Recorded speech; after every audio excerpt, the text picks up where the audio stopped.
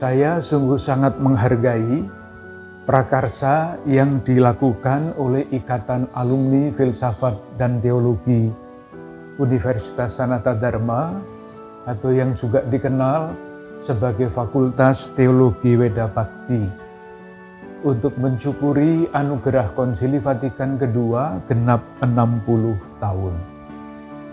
Kita semua tahu salah satu kata kunci dalam Konsili Vatikan II adalah aggiornamento, yang kalau diterjemahkan secara bebas berarti pembaharuan. Semoga acara yang dibuat oleh alumni Filsafat dan Teologi Universitas Sanata Dharma ini mengingatkan kita semua, mengingatkan seluruh gereja, khususnya gereja Katolik di Indonesia, untuk terus membaharui diri. Akhir-akhir ini pembaharuan itu menjadi sangat jelas bagi kita semua. Saya menyebut misalnya proses sinode yang sedang berjalan untuk menyiapkan sinode pada tahun 2023. Temanya sangat jelas, menuju gereja sinodal, _2, persekutuan, keterlibatan, dan misi. Di balik rumusan itu ada pembaharuan yang sungguh sangat mendasar. Kalau disederhanakan, menjadi gereja yang mengajar, menjadi gereja yang berjalan bersama-sama. Tidak asal berjalan bersama-sama, tetapi berjalan bersama-sama untuk menemukan kehendak Tuhan di dalam realitas dunia yang semakin kompleks ini. Maka tidak mengherankan kalau katekese yang dilakukan oleh Paus Fransiskus akhir-akhir ini secara berseri adalah mengenai pembedaan roh. Itulah yang harus dilakukan di dalam berjalan bersama itu. Ketika berjalan bersama itu sungguh-sungguh menjadi upaya untuk membedakan roh, menemukan kehendak Tuhan, kebersamaan itu pasti akan membuahkan persekutuan, komunio. Kalau komunio itu bertambah kuat, dengan sendirinya keterlibatan akan tumbuh pula. Keterlibatan semakin tumbuh, persekutuan semakin kuat, dan begitu terus. Dan proses ini buah-buahnya menjadi misi, menjadi kesaksian. Jelas sekali pembaharuan yang seperti itu dilakukan di dalam proses menuju Sinode 2023 yang belum pernah ada sebelumnya. Pembaharuan yang kedua menjadi sangat jelas pula di dalam Konstitusi Apostolik yang ditulis dan diumumkan oleh Paus Fransiskus. Isinya adalah pembaharuan dalam lingkup Kuria Romana. Pembaharuannya menjadi sangat konkret. Misalnya, nama Kongregasi Suci sekarang tidak dipakai lagi. Yang dipakai untuk semua adalah dikasteri. Artinya sangat umum, itu berarti departemen, atau kementerian, atau pelayanan. Dua hal yang sangat berbeda. Kalau Kongregasi Suci itu biasanya dipimpin oleh seorang kardinal. Tetapi ketika menjadi dikasteri, siapapun bisa memimpin. Awam bisa, termasuk awam perempuan, bisa memimpin dikasteri itu kalau sesuai dengan profesionalitasnya. Suatu langkah yang sangat besar. Yang kedua, di dalam Predikate Evangelium itu juga ada daftar dikasteri-dikasteri. Ada yang menarik di dalam daftar itu. Yang pertama, di dalam daftar itu tidak lagi diletakkan dikasteri untuk ajaran iman, tetapi dikasteri untuk pewartaan Injil. Baru pada nomor 2, diletakkan dikasteri untuk pengajaran iman. Dan yang nomor 3 adalah suatu dikasteri baru yang diberi nama dikasteri pelayanan kasih.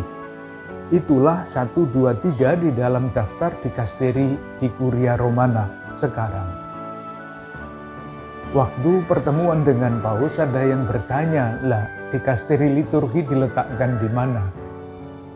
Jawabannya sederhana, semua dikasteri mempunyai tempat yang sejajar. Hanya sekarang yang menjadi perhatian utama adalah 3 dikasteri itu.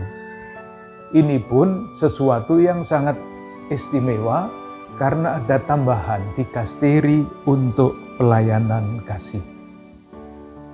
Tentu ini bukan sekedar pembaharuan organisasi di dalam kuria.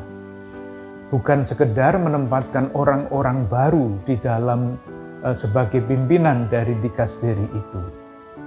Dengan sangat jelas dikatakan ini bukan sekedar new, baru, tetapi renewal, pembaharuan.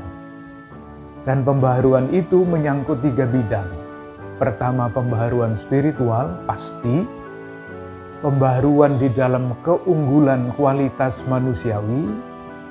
Dan yang ketiga adalah keunggulan profesionalitas, yang jarang disebut yang nomor 3 ini. Masih banyak diskusi, masih banyak pertanyaan, tetapi sudah diputuskan di dalam konstitusi apostolik itu dan akan berjalan. Paus Fransiskus sangat menekankan bahwa pembaharuan itu pertama-tama adalah pertobatan. Dan kalau kita melihat di dalam hidup Paus Fransiskus sendiri, pertobatan itu dalam arti yang seluas-luasnya bukan sekedar mengaku dosa, tetapi mengarahkan hidup kepada Allah menjadi sangat jelas pada waktu Paus Fransiskus berusia 17 tahun mengalami wajah Allah yang Maha Rahim di dalam peristiwa panggilan Matius yang sekarang masih tertulis di dalam banner atau yang selalu ada untuk setiap paus dan setiap uskup juga punya, semboyan. Semboyannya adalah miserando atque eligendo. Rumusan bebasnya ketika Yesus memandang Matius dengan wajah penuh kerahiman, ia memanggil dia. Pengalaman akan Allah yang Maha Rahim itu menentukan seluruh hidup Paus Fransiskus. Pada usia 17 tahun, ia memutuskan untuk menjadi imam di dalam Serikat Yesus. Yang sangat terkenal tentu adalah pembaharuan itu tampak di dalam pilihan-pilihannya. Saya sebut 1 yang kita semua tahu. Pada hari Kamis Putih ada upacara pembasuhan kaki para rasul. Dulu yang dibasuh adalah kaki semua laki-laki dan diambil dari biasanya orang-orang yang terpandang. Paus Fransiskus, karena pengalamannya akan Allah yang Maha Rahim itu, membuatnya berbeda. Ada orang di penjara, ada orang yang tidak Kristiani, perempuan dibasuh kakinya. Kenapa? Pilihan atas dasar pengalaman akan Allah, bahwa wajah Allah itu Maha Rahim. Jadi pengalaman akan Allah, transformasi pribadi yang tampak di dalam pilihan-pilihannya, dan sekarang buahnya adalah transformasi institusi. Gereja yang berubah, gereja yang membaharui diri. Semoga acara syukur 60 tahun Anugerah Konsili Vatikan II mengajak kita mencari jalan-jalan baru supaya gereja Katolik di Indonesia khususnya sungguh-sungguh menjadi gereja yang relevan bagi umatnya sendiri dan menjadi gereja yang sungguh berarti bagi masyarakat yang luas. Selamat mengadakan acara, semoga pada waktunya ada buah-buah yang sungguh dapat kita petik, kita persembahkan kepada Tuhan, kita jadikan berkat bagi gereja. Terima kasih.